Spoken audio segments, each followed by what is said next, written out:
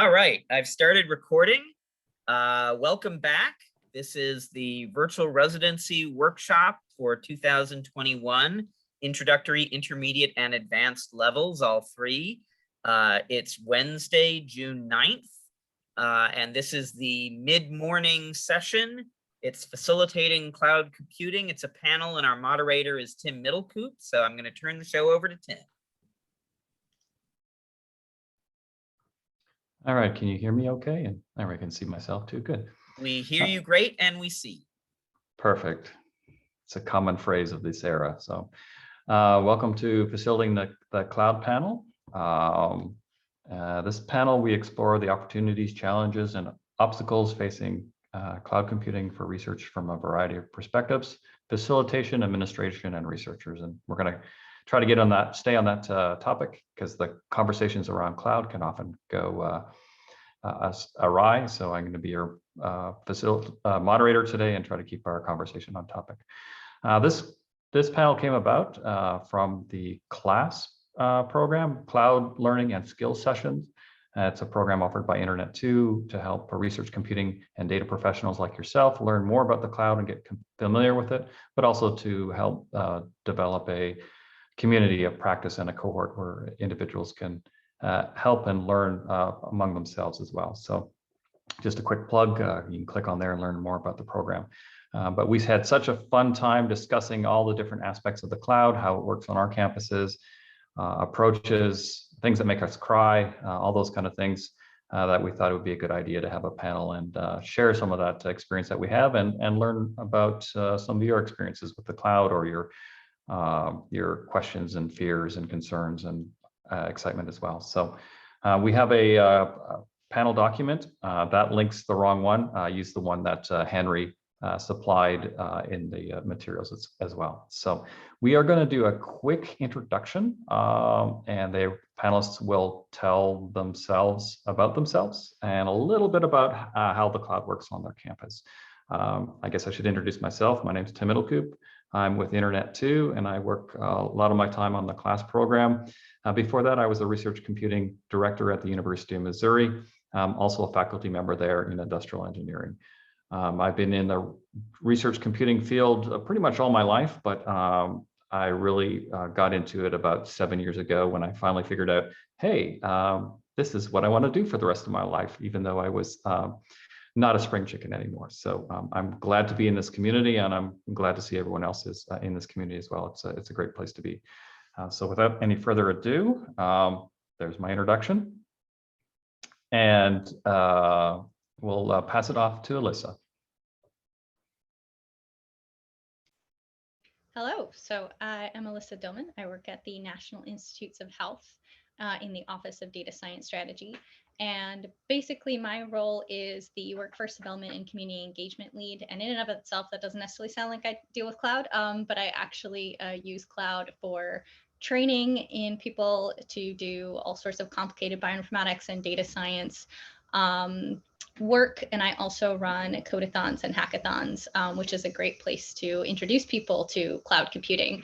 And up until recently, I worked for the STRIDES program, which is basically the NIH equivalent of entering into agreements with AWS and GCP and having researchers and NIH funded researchers get access to the cloud.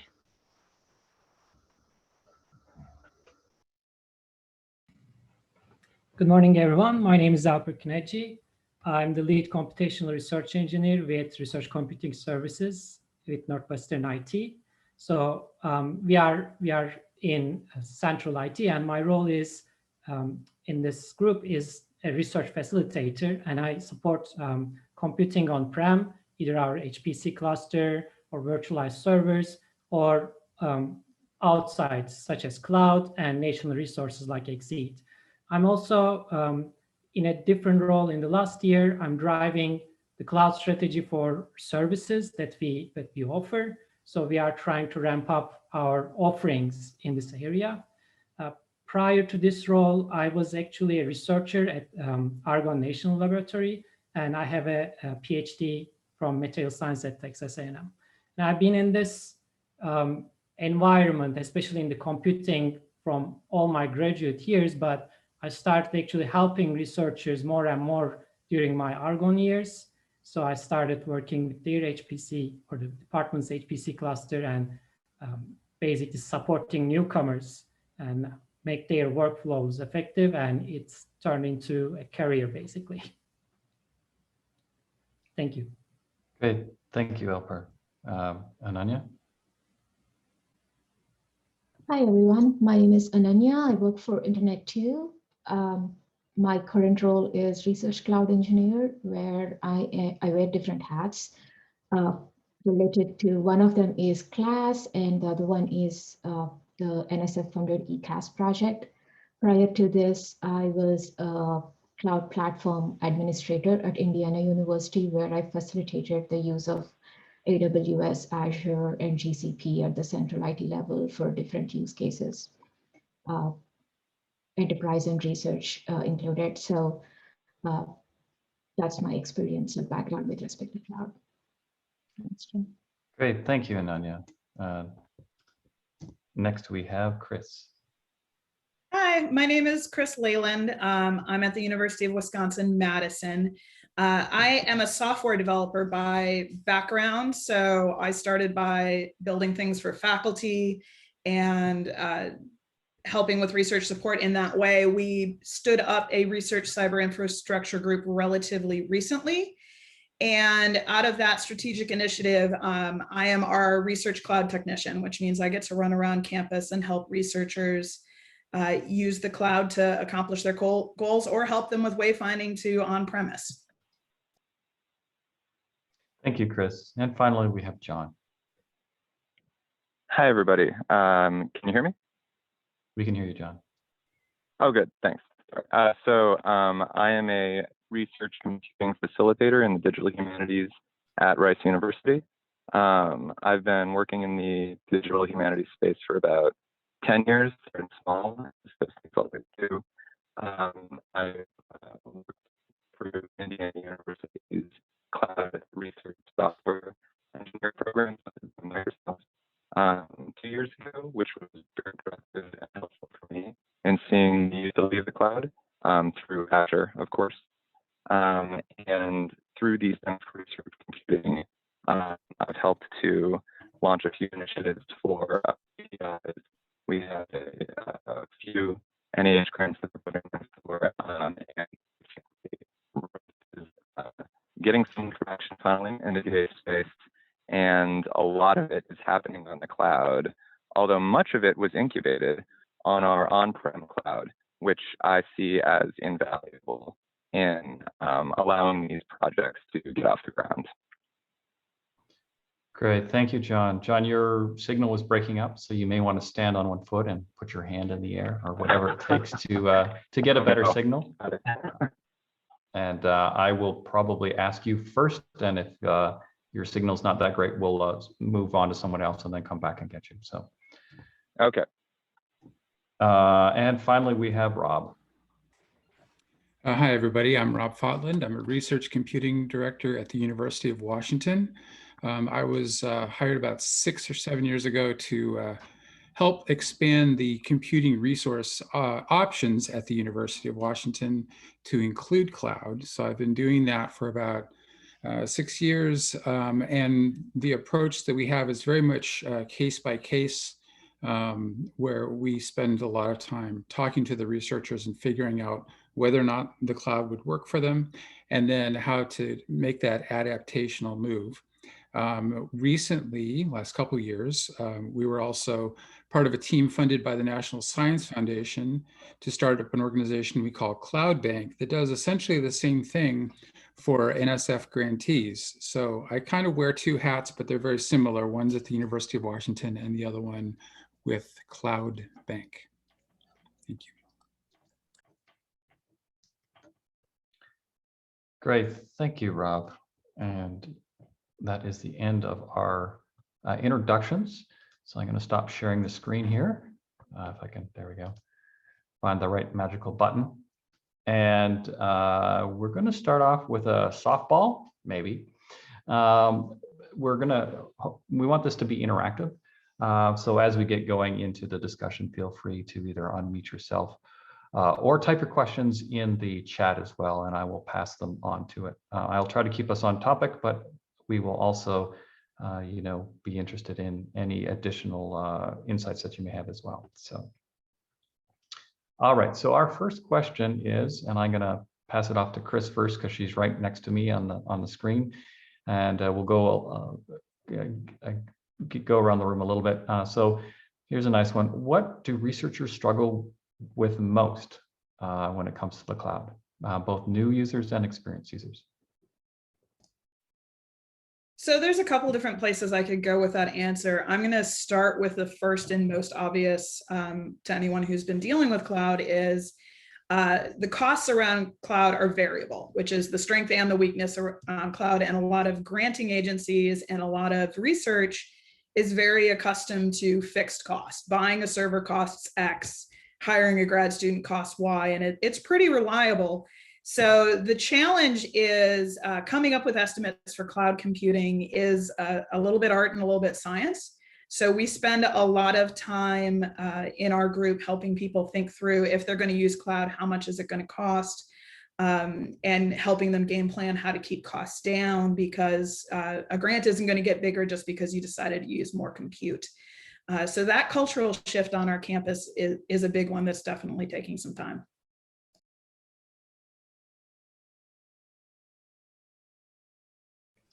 Alyssa, you have a little bit different perspective given that you're from the NIH. Do you want to give some input on that? Sure.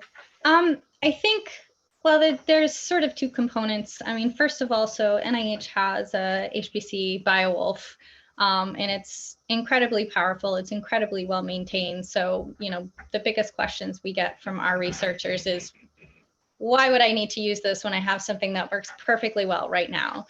So, one thing that we're working on is trying to figure out how to have a balance between our HPC system and the cloud computing. But more importantly, a lot of the people who are doers, and that's who I work with a lot, is the students and the researchers that are going to actually do the thing.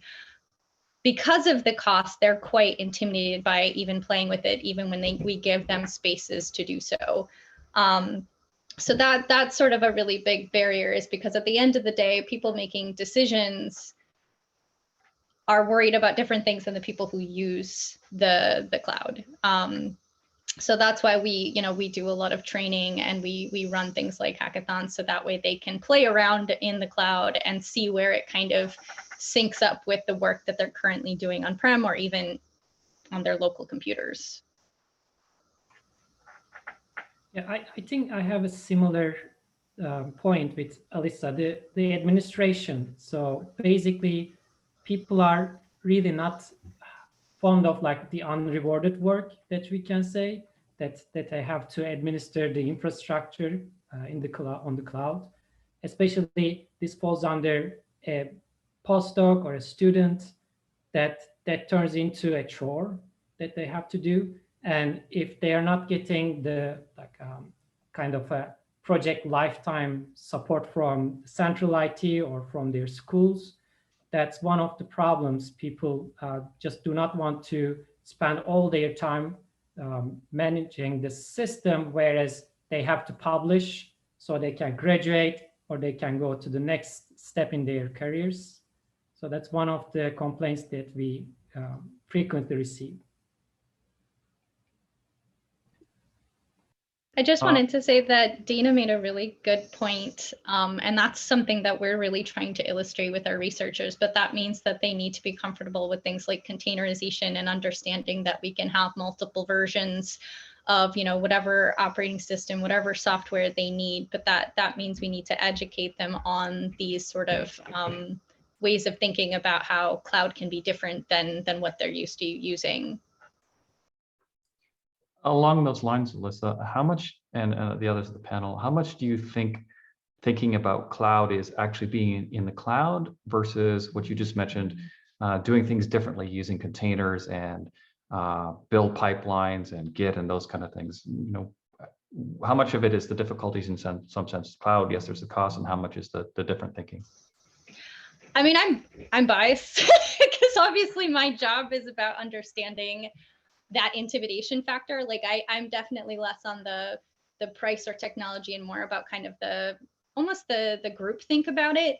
And it's definitely, I think in bioinformatics, like especially those of us of the old guard, because I was originally a bioinformatician and then a data scientist. I think we have this sort of set mindset of like, I pull the data, I clean the data, I reanalyze all the data, then I give like a graphic of said data. Yay, I'm done. Right? Like that mode of working is not what you want to do in cloud and not what you need to do in cloud, right? Like the beauty of cloud is, first of all, we don't have to pull the data. Like the data stays there. We don't have to touch the data. And the cool thing about that is like, if I create a pipeline and I analyze my data, I can then share that with other people more easily so they don't have to reanalyze. But it means we need to get out of this idea or this comfort of like, I hold the data with me and I redo everything and it's all kind of a one person show. So if we want people to be more comfortable with cloud, in my humble personal opinion, we need to think about it as this more collaborative space and more about like we don't need to keep repeating the same things over and over and over again. I know that's what we're comfortable with, but cloud can get us away from that mindset. But that means we need to sort of educate people on what that practically means. Yeah, Alyssa, I'd echo that. I think the real opportunity for cloud, Madison is the birthplace of HT Condor. We have a massive compute cluster. We're not moving that to the cloud anytime soon. It wouldn't be cost effective even if we tried it. And that meets some needs, and that's doing a ton of compute on campus. But I think the opportunity is all the other tools that aren't just running servers in a different place. Things like serverless, things like containers, things like data workflows that don't require running a server at all. But the challenge on campus is, researchers don't know what they don't know, and they're comfortable with, I have a command line and this is how I get stuff done. And I don't have time to learn something new. So one of the strategies we're trying is helping people get up and running with proof of concepts, helping them try out different ways of doing things. But the challenge there is that doesn't scale. That's me running around and talking to individual researchers about their use cases. But I really think I agree with you, Alyssa. The opportunity of cloud is it's something besides and in addition to your traditional HPC cluster or HTC cluster. We're not trying to replicate that in the cloud. That doesn't make any sense. But there's a whole lot of research computing needs that are going unmet on our campus that maybe this is the right niche for. So along those, go ahead, John. Oh, if I could echo all of that. For me, the big thing with researchers is the opacity. People don't know how it works, and their graduate students are actually really gung-ho about getting in there and using it because it is the latest technology, and they know that it will look really good on their resume. But it brings in, especially because the technology shifts so frequently, it brings in all of these sustainability issues for the PIs. And so they are a little gun shy about it because they know that it has a sort of baked in cost if the next grad student, can't re-up the application so that it continues to run, because, the old model has them working with these applications that have been built for some Unix box that's been under their desk for 5 years, right? And so having the time to invest in building these skills out on an ongoing basis is sort of the hidden cost of cloud. And I don't think that's a problem necessarily, but I don't think it's usually budgeted for. So John, how do you manage that complexity or that trade-off between super shiny service that's new and does some great things, and then just spinning up a VM and doing things as usual in the cloud? How do you balance that? I don't have a balance yet. I just have pouring a lot of time in order to essentially prototype things in order to get the PI and their team invested in it. And then, the soft money comes in, is generally the model. And, there are a lot of failures, but the ones that stick do seem like they're going to have a fairly good life cycle. I don't know if other people have the same experience. Since you're relatively clear right now, I'll ask a follow-up question. Chris mentioned that the cloud's not going to reproduce the HPC center anytime soon, or HTC center. If you take the kind of naive calculations, it's really expensive to replicate those in the cloud. Given that you're in the digital humanities, do you see, is that a different take? Is there an advantage to not have that that HPC load and doing different things? How is the picture different in the non-traditional HPC STEM fields when it comes to cloud? I think it's really, really effective for prototyping things. It's cost effective till it's not, though. So we just took on Slave Voyages, and that is a legacy application that has a bunch of requirements and lots and lots and lots of traffic with a huge database behind it that is constantly being updated. And so it ends up looking like, it is an enterprise web application with load balancing and blue-green deployments. And we modernized it through containerization in order to allow us to be able to iterate the code base more quickly, which has been a lifesaver, but it's costly. And we've gotten the costs under control, but the ramp up was quite expensive if we had been paying for it. And fortunately, we had a good chunk of cloud credits from Oracle in order to sort of find our footing on it, But for smaller stuff, right? For prototyping and for things that don't need a super long life cycle, I think you're entirely correct in that assessment that, yeah, there is a real sweet spot because a lot of DH stuff and a lot of dashboards don't need a huge amount of computing power, but might need like super specialized Python or R environments. We still can sneak in on the free tier, as long as that continues to exist. Thanks, John. I'm going to shift to Rob here a little bit and bring in a comment somebody made in terms of teaching. I found when I was at the University of Missouri, teaching, and I split up teaching and instructional, and I think she means instructional there. It can be very difficult on local because when you have a classroom of 120 people and they press enter at the same time, it causes problems. I had to, when I was teaching in one class, I said, please count to a random number between 0 and 60 and then press enter. And that made a lot of the problems go away. And so the cloud is wonderful for that because it can spin up and you have these ephemeral resources. In terms of your work with CloudBank, I know there's a teaching aspect on there, or just your experiences in general. Do you want to speak to how cloud can be used and leveraged in the teaching realm? Sure. At UW, University of Washington, sorry, Chris, we did a pilot a couple of years ago where we started building Jupyter hubs for a couple of selected instructors for their classes so that their students would have access, for example, to GPUs. And so this is for mechanical engineering course. And that's worked out really well. We've been following the template that's developed at UC Berkeley. I mentioned CloudBank is 3 universities, us and UCSD and UC Berkeley. So Berkeley is bringing in their Data 8 data science technology for building large Jupyter Hub instances that can serve literally thousands of students. So you do have that opportunity to provide access to the teaching environment that you pre-design, and you can modify that as you go. Underlying this is the ability to manage the infrastructure and to minimize the cost. So it's not a simple task at all, but because we do a lot of education in this game, Berkeley managed to put together the resources to really refine this. So that's Data 8 if you want to look that up.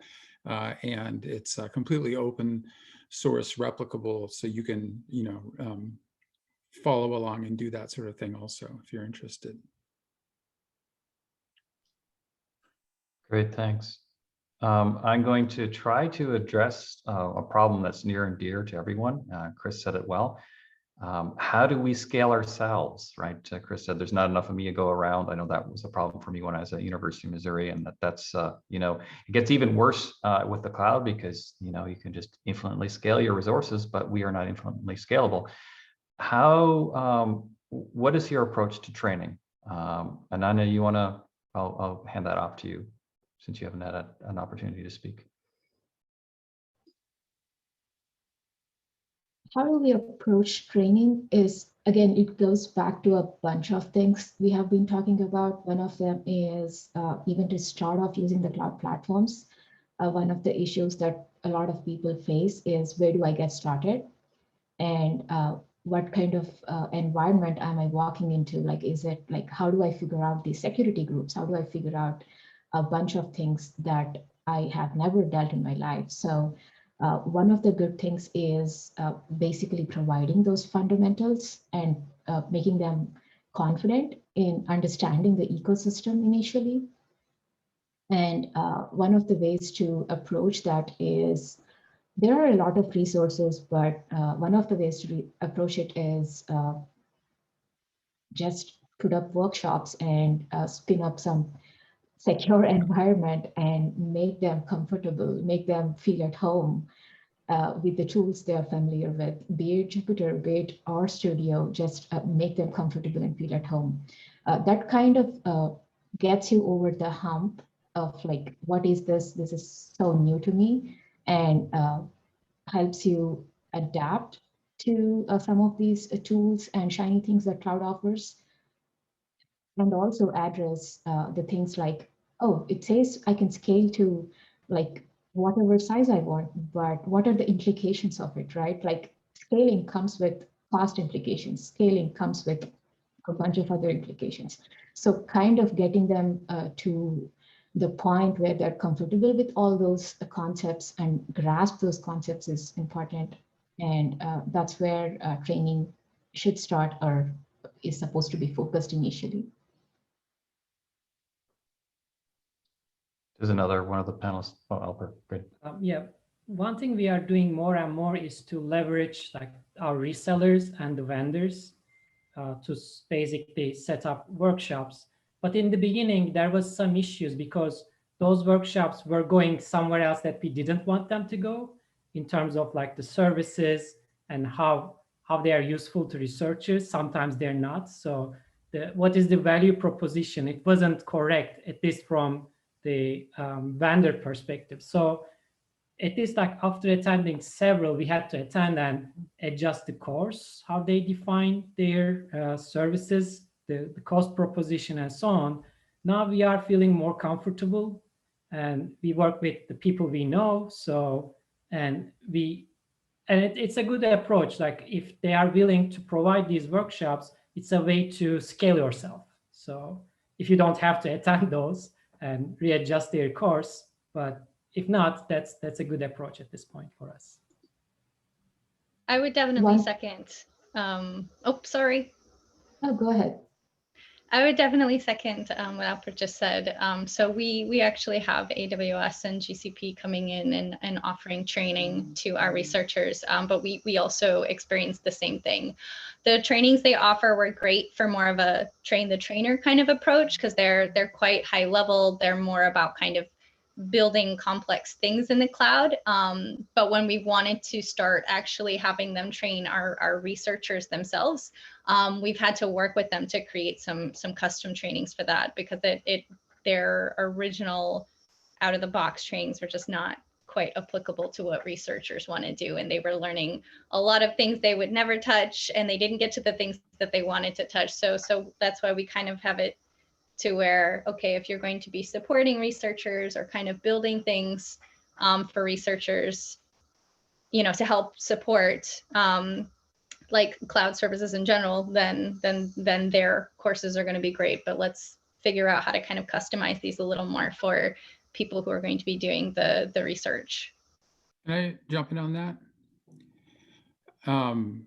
I wanted to add that this kind of came up before. I think Dina made a comment about vendors. So vendor relationship is part of this game, You have to understand that vendors are coming in from a platform and from incentives that are related to industry, not to academia. So there's an impedance matching process.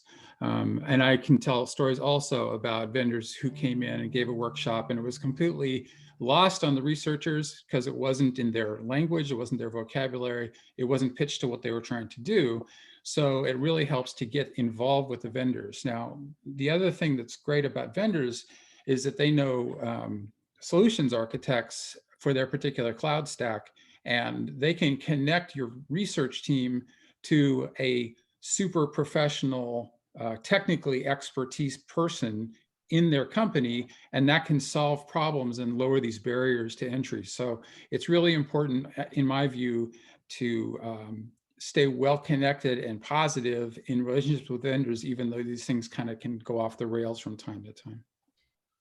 Yeah, Rob, I want to echo that. We have a lot of account executives who don't speak higher ed, who don't understand our environment, who want to talk to people about total cost of ownership, where a researcher doesn't care about the electricity cost that the university is already paying for. The researcher facing costs for cloud are higher.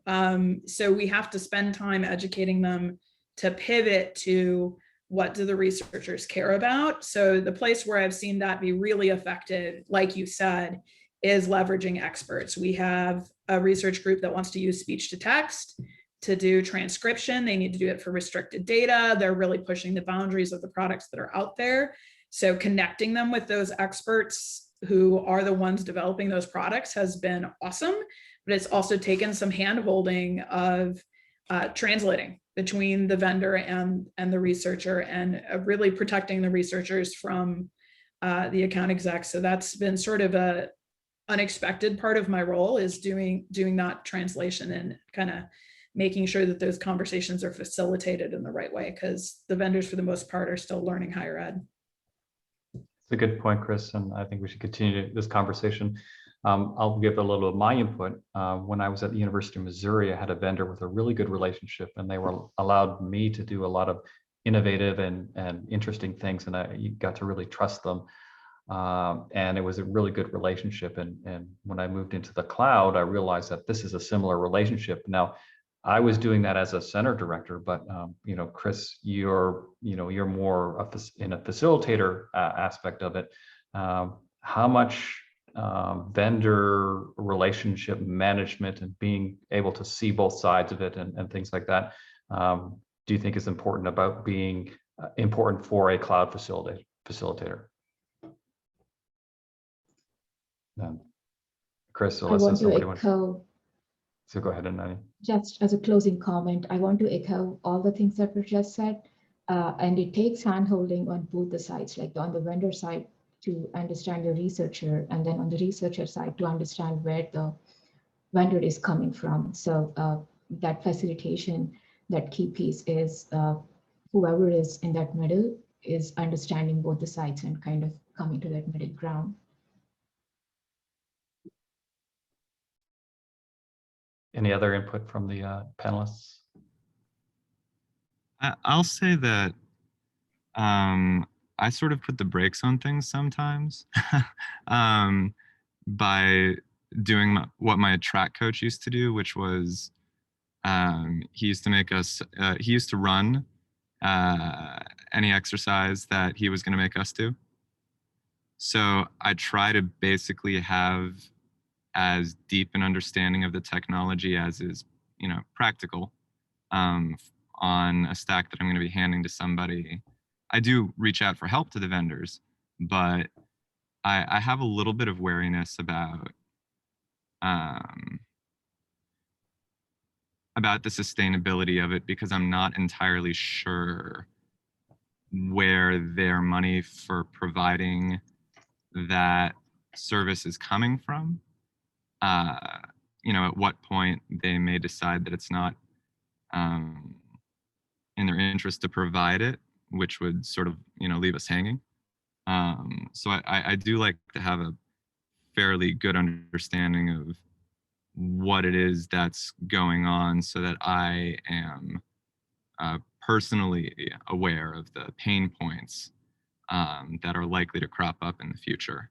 I don't know what everybody else's feelings are on that point. I just have a fear of like the loss leader problem coming from a vendor who does have an incentive to get us onto these platforms, when I know that dollar for dollar research can't compete with e-commerce and the other people who, you know, buy these services from these cloud vendors. But I think I might be more sensitive because of humanities budgets. John, sorry, go ahead, Tim. No, go ahead, Chris. I was going to say one of the places where we do get a lot of leverage with the vendors is the research use cases are a better story to tell. So things like helping our surgical outcomes group with transcription that I've been talking about in the chat, they're willing to bring resources to bear, both in terms of credit and in terms of expertise, because they want to be able to talk about this as a use case. So we don't get their attention with scale, we get their attention with mission for the most part. That's the advantage research has. I just double thumbs up on what Chris just said. Agree completely. Yeah, I think I agree. I leverage the exact same, you know, cool kid sheen to it, right? Like, and it goes quadruple for the NIH, obviously. I just do worry about, you know, you'll forgive me, relying on Jeff Bezos's charity to fund my research. Yeah, I guess you have to be wary. I was going to make the comment earlier, and I noticed in your comments that in some sense, being a facilitator in the cloud, you need to be willing to be from the school of hard knocks. You know, for me personally, I enjoy playing with the technology, and so me learning it myself makes, for me, its ability to make sure it's a good fit for the researcher, and also to get a good code smell as well, because you cannot get code smell from looking at the slides, right? They're totally devoid of any reality. And sometimes you get into something and you go, wait a second, what is under this here? It's like, I don't want to look, you know, and I don't want to have my researchers find those pitfalls on their own. You know, example of that, I was doing something and there's all these great documentation on this thing, and I went to do it. The documentation was on an alpha version. I had gone to production, and there was huge differences between the alpha version and production, and none of it was documented. So I was like, I don't know if I want to trust this this particular product. So I guess a wider question for the group is how much of learning about this is doing it yourself versus reading or those kind of things? How much learning do you have to do on the job and, you know, getting your hands really dirty?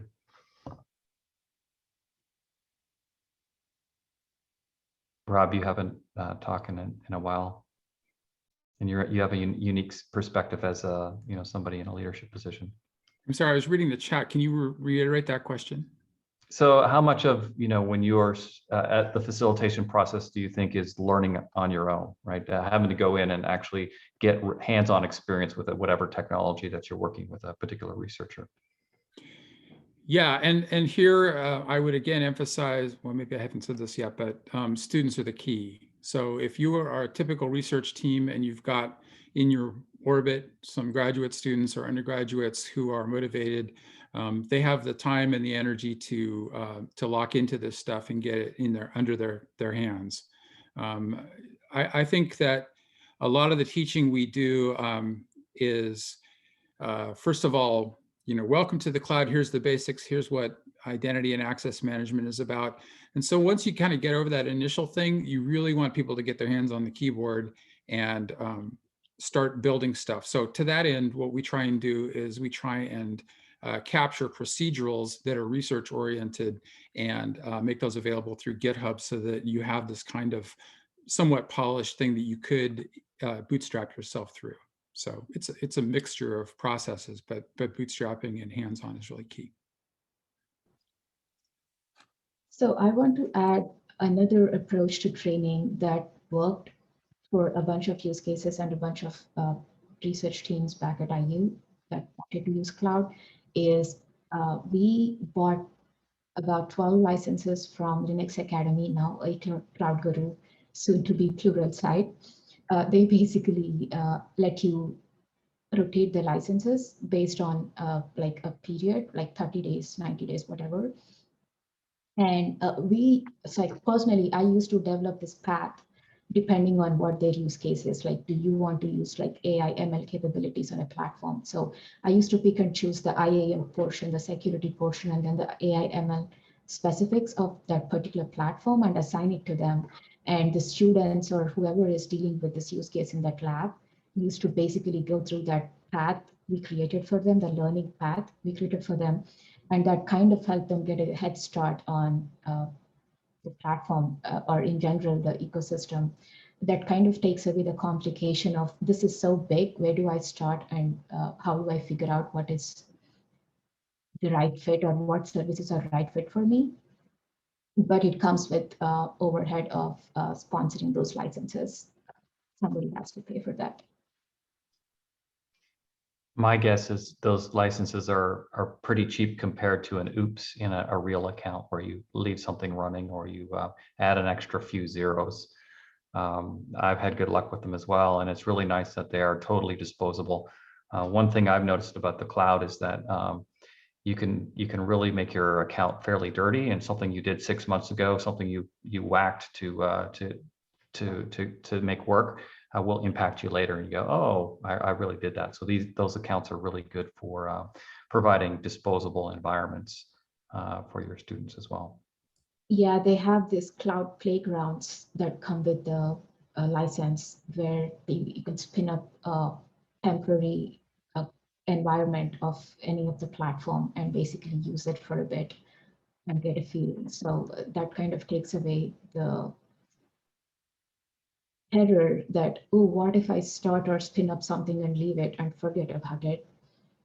And that basically generates hundreds of dollars of bill. Yeah, we call these zombies, processes and resources that we allocate and then forget about. So just to pick AWS as an example, AWS has something called serverless or Lambda functions, and they have tutorials that teach you how to set up an alarm clock that fires off a Lambda function. It goes and shuts down your favorite EC2 instance, your virtual machine, every day at 7 o'clock without you thinking about it.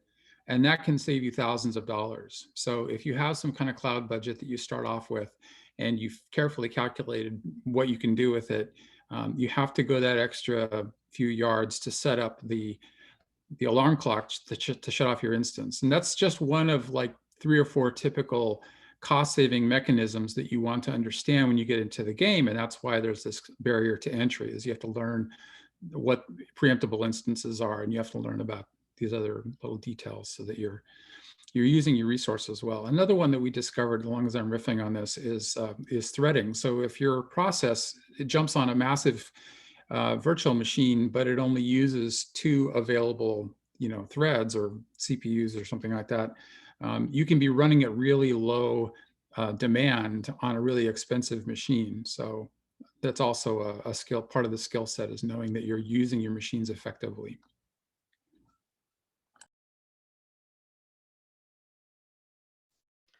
So I'm going to shift it a little bit. Rob mentioned some things in terms of technology a little bit. So one question is sort of the build versus buy, right? And it sort of relates to how much do you learn something on your own, the shininess, do you invest in shiny? There are a lot of platform as a services and software as a service. An example of this is databases, right? Do you get a database service where you just connect to it and do it, or do you actually build something on your own where you spin up a VM and put Postgres or MySQL on it or something like that? How do you make that trade-off decision when you're working with a researcher? So it's basically a balance between, I think, cost, time to research, transferability, and staff bandwidth. So these all play into your decision. And sometimes some of those decisions or some of those parameters are so heavy. So for us, for instance, staff bandwidth is generally very limited. So that's why we generally go to managed services, because we are not building, or we don't have the staff bandwidth to support the service for a long time. So if we see if the cost is not that critical and the project lifetime is not that long, so staff bandwidth becomes a huge problem. So we directly select, okay, there's a service already, so why don't we utilize it?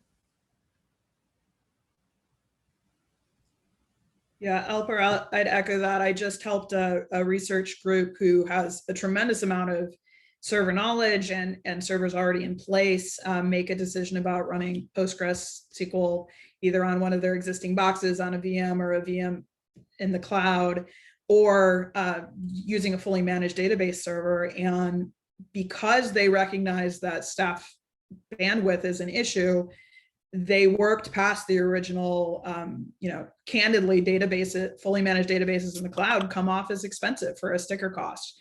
But once you take into account the fact that they're never going to have to patch that database, they're never going to have to patch the underlying server, it made sense for them because they just don't have time to do that sort of care and feeding for the database.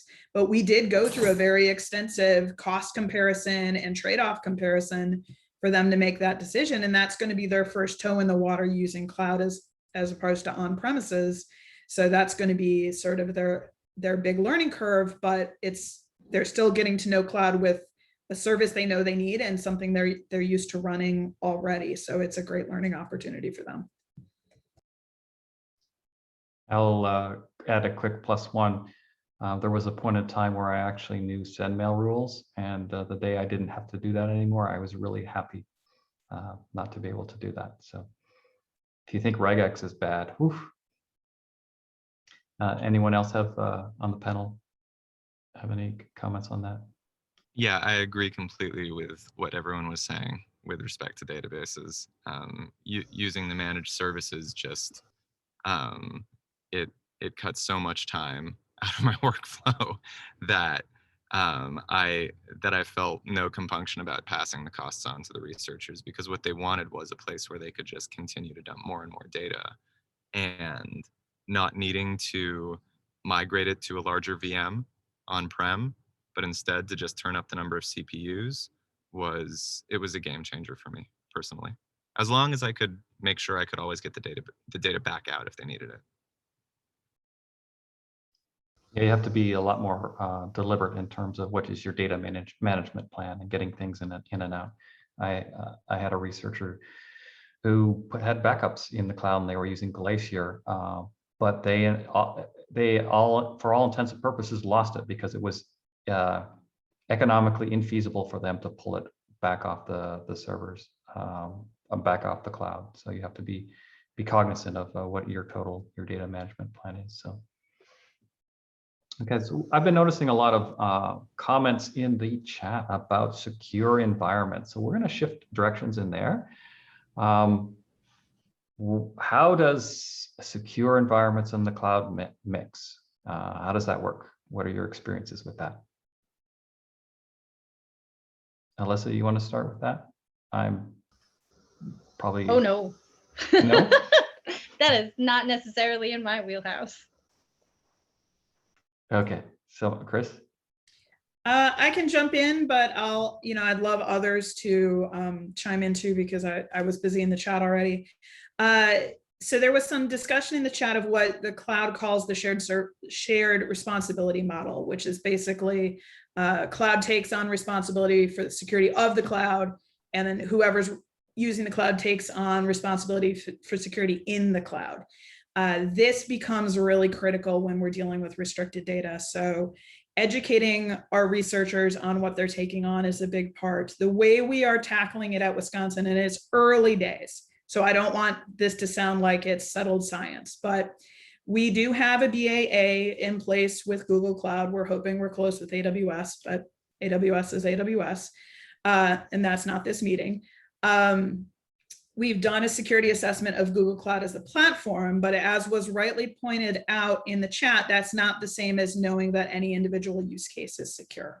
So the path we're taking right now is, I'm part of our core cloud team for the whole university. We've built some templates of different secured account models. So one of them is the speech to text example that we've been talking about. It's using Google's speech to text API. It's using Google's cloud storage, and it's using serverless functions to run. So there aren't any servers involved. We did have a separate step where we did a cybersecurity assessment of the services we were going to run and the way we were going to stitch together those services, evaluating things like, did Google Cloud consider it HIPAA compliant? That's sort of our first check mark, but also what do the communications in and out look like? How do the connections between these services look? What security do we need to put in place in that account? So it was a very collaborative effort, partly because it was our first one between our cybersecurity group looking at how these services were going to be used, and myself and our core cloud team.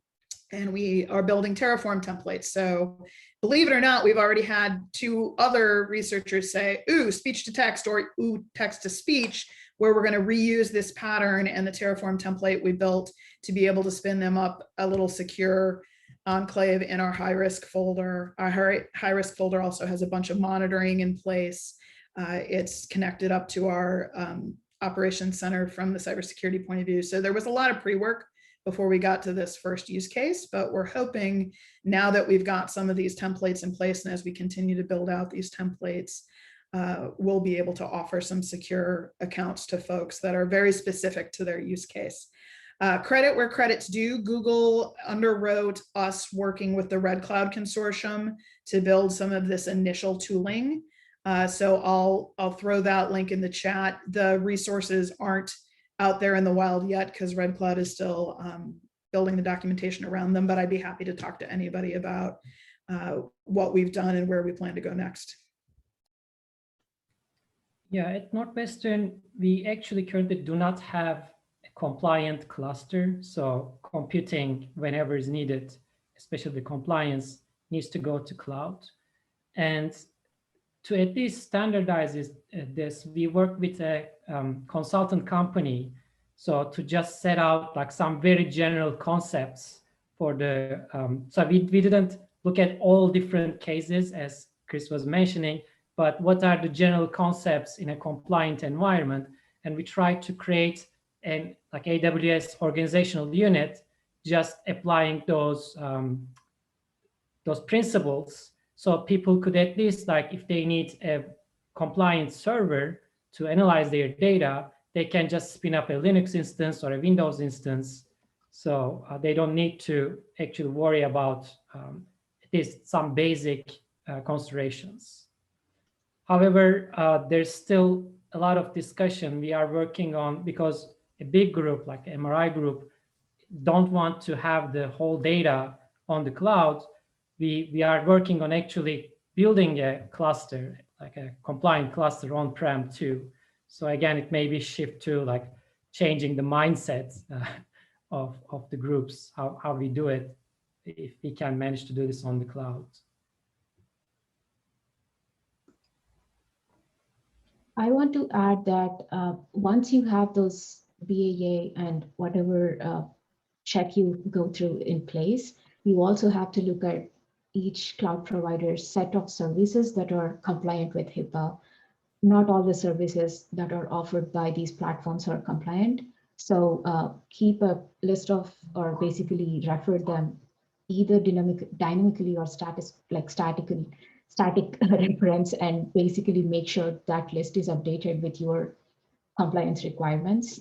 And you can also make, if you have organizations for AWS or GCP is organized at a central level, and even Azure, you can basically come up with these templates that make sure that in a carved out environment, only those services that are compliant by HIPAA are allowed.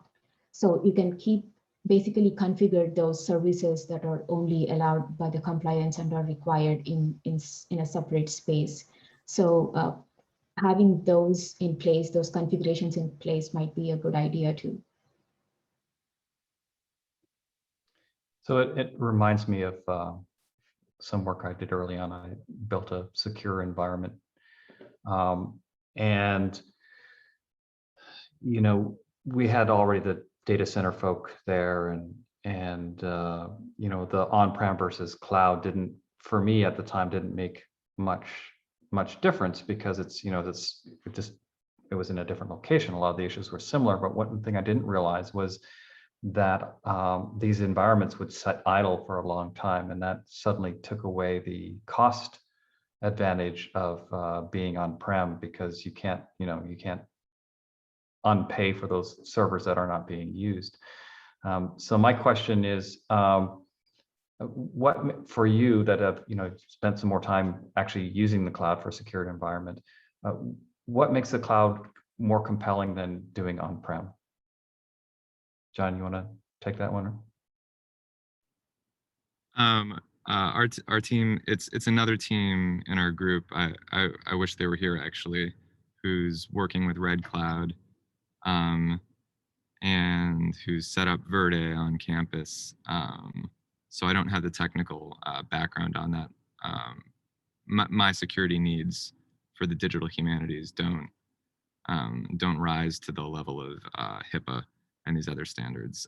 So I don't think I'd have too much to add in this particular space, unless you want to know more about those other use cases.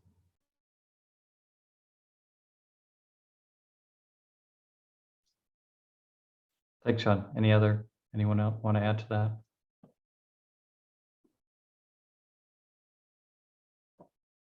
Okay. Yeah, cloud security in the cloud, I know it's a big thing, and it's becoming more and more important, and we're being pushed to be able to develop those solutions. So thanks, Chris, for sharing your experience in that area. Here's a quick one. This was mentioned earlier about estimating costs, and it can be difficult. How do you estimate costs in the cloud?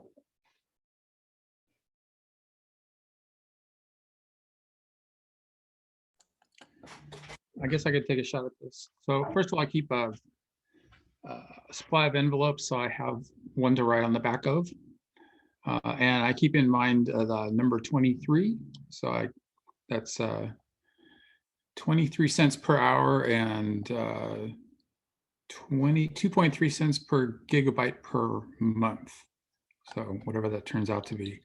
My point being that everybody that I talk to who's just coming to this question wants to know, what's the order of magnitude? So it's really helpful to be able to just sort of think for a second, remember the numbers, and calculate, okay, do you have a petabyte? Do you have a terabyte?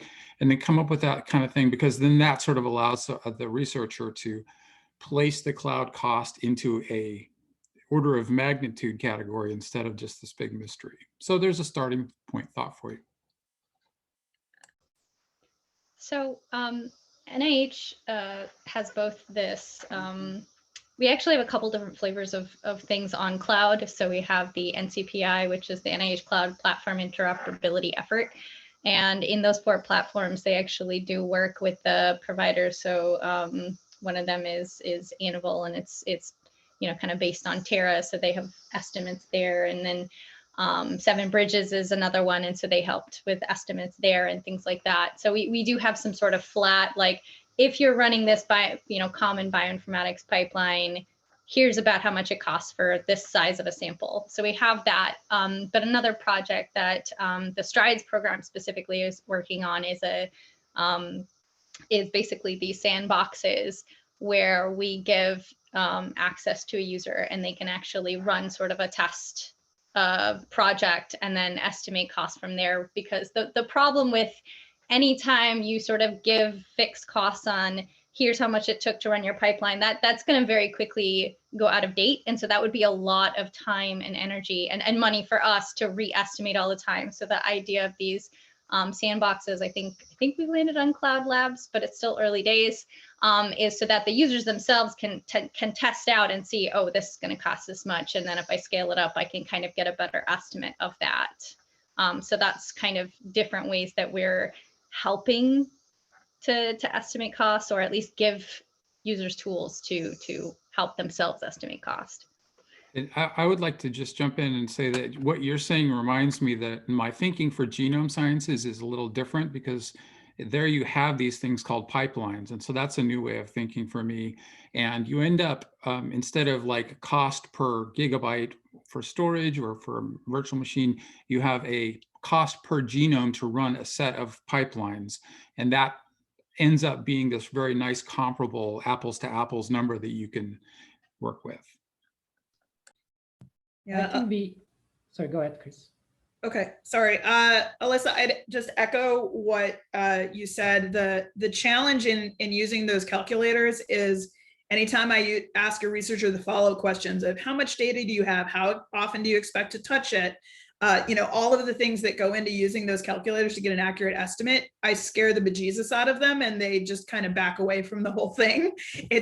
You're just asking them to know more about their data workflow than realistically they do, or nor does it make sense for them to spend the time to figure it out. So giving them a quick, account and letting them put a little bit of data in and get some real costs back is really, really critical to them feeling comfortable. The other thing we've done that sounds really basic, but puts people at ease is they're allowed to tell us when they ask for an account, when they want to get budget alerts. So they know they're going to get an email when they've spent $100 or $500 or whatever their threshold is. That in and of itself is a huge win for reducing the fear of, oh my gosh, I accidentally spent $100,000. And then I'm sorry, I cut somebody off. I think it was over. I was going to say almost exactly the same thing, like using the calculator, especially when you're estimating a workflow that uses several services together, becomes really scary. So that's why we generally like budgets every year for a sandbox account so that we could provide these accounts to researchers so they can map it out and see. Then we can actually have a base point like where we can scale out or like scale their system. So if you have that opportunity, I think that's a working model. Have your researchers go into a sandbox account, spend some money, and feel more comfortable going forward. So I'm I going to agree push. completely with what Chris and Alper said. The only the only reliable measure of cost for me has only ever been determined empirically, but for grant purposes, the calculator is very good, especially if I add in the cost of inflation. So I'm going to push back a little bit on those responses.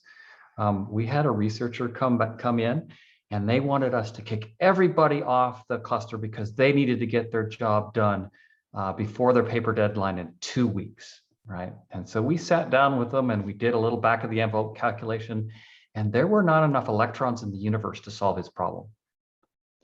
So you do need to have a grasp of how many zeros you have, the general stuff, and then you can use the rule of 23. Is this going to cost $100 million or 27 cents? And if they can't tell you that, then maybe they need to have a little bit more grasp of what the science is going on behind it, because they could do all this calculation and realize that they're only going to cover a small percentage of the problem space and not even going to get close to the actual science solution themselves. I think there is some value of understanding grossly what the order is going to, how many genomes do I have, roughly what it's going to cost, those kind of things. Are you going to be able to do it in time? Can you afford it? So before you put into all this effort and say, it's not going to be able to do it because I need to do, so many, 100,000 genomes. And if it costs $1, I still don't have enough money to do it. So that's my pushback. But honestly, I agree. The only real way to do it is to test it out, put the effort in it, see what the code looks like, find all those hidden costs, right? Go through each little line item, not because you're being cheap, but those will tend to blow up on you and when you scale. And the calculator is not going to tell you the difference between an intra and inter zones and all those different things as well. So you need to be careful on that. Yeah, and that's a totally fair pushback. But as any transition to what we're calling the cloud, which used to just be scalable computing resources that are bigger than a laptop, right? As any transition to larger scale happens, there have to be some conversations within the lab about changing workflows, and that sort of fits into the empirical bucket too. I think that you have to be able to have some back and forth with people, and as they figure out who's going to be using what machines as part of that workflow, if the facilitator's there as a sort of marriage counselor, to help people figure out where the sticking points are, there are usually really good opportunities for increasing efficiency, whatever hardware you're on, and ironing that out, and especially when you have some credits to burn, in order to make sure that, you know, this is viable and you have their buy-in to spend the time to get it right. I think you can, yeah, I think you can get both I think that still is the only realistic way to get like a cost estimate and to lower it, at least preliminarily at the same time. Yeah, Tim and John, I do want to totally echo what you said, even though you're pushing back on what I said originally. Those conversations are super valuable. So we've had, I'll use the storage example. We have had an extensive engagement with one of our labs on campus that does satellite imagery and needs to keep those images forever and ever. And in the process of talking through with them, it's really uncovered for them a need to really think about their data life cycle. At what point can things be archived? You know, do you really need to keep forever? Or, you know, are we really talking about 3 years? You know, when can things go to cold storage? How can we automate that? Because there's a lot of that human, like, we'll move it to tape when we have time to go through it, that never actually happens. That if we can automate some of that, could save them tens of thousands of dollars. But whether they end up putting that on-prem or in the cloud, at the end of the day, the great thing is I work for Bucky and so do they. We both work for Wisconsin. It doesn't matter if they put it on-prem or in the cloud. I'm not trying to sell them on anything, but it's helped them really think through their workflow in a different way, just by trying to get this estimate. Yeah, and John, go ahead, Melissa. I'll just add that, you know, again, if we do business as usual, things will cost more money, but part of the cloud is kind of iterating and playing, and that's one space where we do things in hackathons, for instance. So we recently had a team that used GPUs instead of CPUs to build a GWAS pipeline, and their first iteration was actually slower and more expensive than the original. But like, as they iterate on it, you know, it's going to be better, faster, cheaper, right? But that means that we need to give researchers space to play, to figure out those things, because a little bit of the problem is if you give them, you know, a sandbox and they do their business as usual and then freak out because, oh my God, this is ridiculously expensive, and then just give up on it there.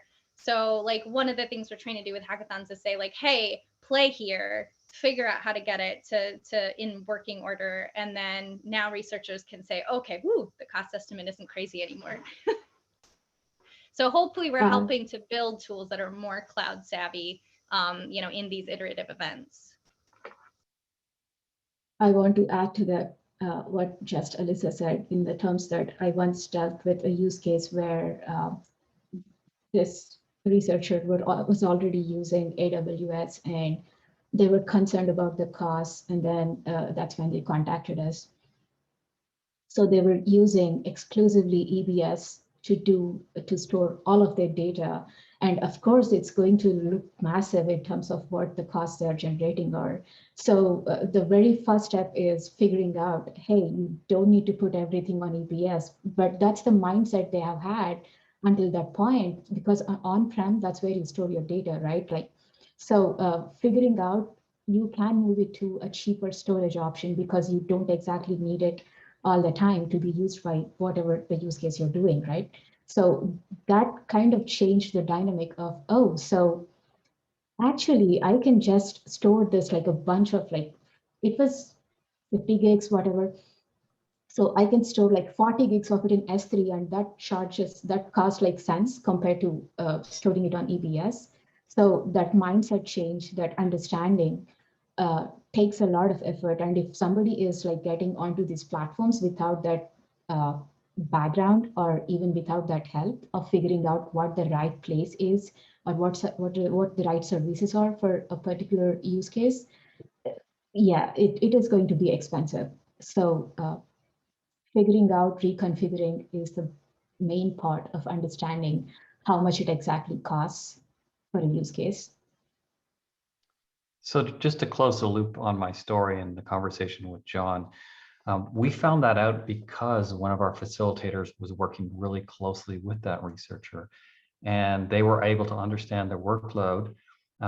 They also were able to take an order of magnitude performance improvement because of just the way they were approaching things, and as well to find a strategy to able to cut down their solution space as well by just thinking about it a little bit differently, because they were making the transition from their laptop to an HPC center, right? And that's somewhat similar transition you do from an HPC center to the cloud, or a laptop to the cloud, in terms of the way you think about scalability and things like that. So it was a success for everyone around, and they were able to get the results in time and publish. So it was, in some sense, a good success. So, but I thought I would just put that in there, just kind of twist the discussion a little bit. So, Henry, can we have a time check? We are going to quarter after. Is that You get 5 correct? minutes. Oh, we got 5 minutes. Okay. You got till noon. I thought we had an additional 5 minutes. So I guess that will let's wrap that up and take any questions. Chris has a comment first, but after that, we'll take any questions from the audience as well. Yeah, I was actually going to address a question in the chat. One of the questions in the chat was whether there are cost savings measures that can be applied without impacting performance. And just like the example Ananya gave for storage, lots of times it's a matter of selecting the right resources. The other thing that's really starting to hit critical mass for us at Wisconsin is sometimes savings plans and reserved instances and things like that are computed at the account level. And for us, that means all of the University of Wisconsin AWS accounts, or all of the University of Wisconsin GCP accounts. So when you already have some big research labs spending some big money on storage, those discounts then apply to everybody in our org. So some of the humanities, some of the digital resources that others have the funding to pay for, that cost savings gets passed on to the rest of the university. So when it's managed at a university level, you can get some really cool economies of scale. Thanks for answering that question, Chris. That brings up a good point. Thanks for all the conversations in the chat. Those are always fun. Does any one of the other panelists want to publicly answer some of the chat questions that they found interesting? Can I just do one last shameless plug about the Strides Yeah. program? So I just wanted to mention one more time that we have this program, and if you have an NIH grant, you are eligible for the discounts and the training that we have going on. So please do check the website that I shared in the chat. I'm sorry, shameless plug done. Good. Well, then I won't be first, because I'm going to do a shameless plug. If you're a research computing and data professional and you're interested in learning a lot more about the cloud, there's Internet2 has a class program. And it's at internet2.edu/class. And if you want to know more, go there. And I see Rob's ready to line up on a next shameless plug. Well, you know, what the heck, why not? As I mentioned, I work in the Cloud Bank project, and that's sort of a National Science Foundation correspondent to Strides at NIH. So I encourage you to look that up. It's easy to find Cloud Bank. And do it. Is there any more shameless plugs from the panelists? Take Tim's class. Thanks. Well, we only have a couple minutes left, so I am going to end it here by publicly thanking all our panelists. It was great talking with all of you again. I know we had lots of fun talking during the class, and it was great to have this conversation again. I guess we have another shameless plug. We will all be at PERC and be doing this again. So if you want to get more of it, we're going to have a similar panel, so you can ask your questions at PERC. If you don't know what PERC is, go to PERC. That's all you need to know. It's a great place to learn more about research computing and data, and the community that's around that. So thank you, Alyssa, Rob, John, Ananya, Alper, Chris, and for Henry for hosting us and allowing us to talk together. I know I was involved with the virtual residency early on, and it's a great program, and good luck in all your learnings, and welcome to the research computing and data profession, and look forward to seeing you in person sometime soon as the world slowly returns to normal. So don't hesitate to look us up in person when that happens to be. We may be at Supercompute, and thank you all. Thank you. Let's leave the room running if we can. I got a notice from our Zoom coordinator that people are having trouble starting and joining meetings. And so staying connected is Yeah, probably not a I'm gonna terrible leave it idea. live. Yesterday, I just accidentally clicked the end button. I was horrified and I immediately started the session up again, but of course everybody had gotten kicked out. Today, I will carefully not click the end button, knock wood. So we're gonna leave the session live, the Zoom session live through the end of the day. And we'll try and do that every single day, knock wood, and not have this problem. But yes, we're gonna leave it live. Let me shut up the recording here.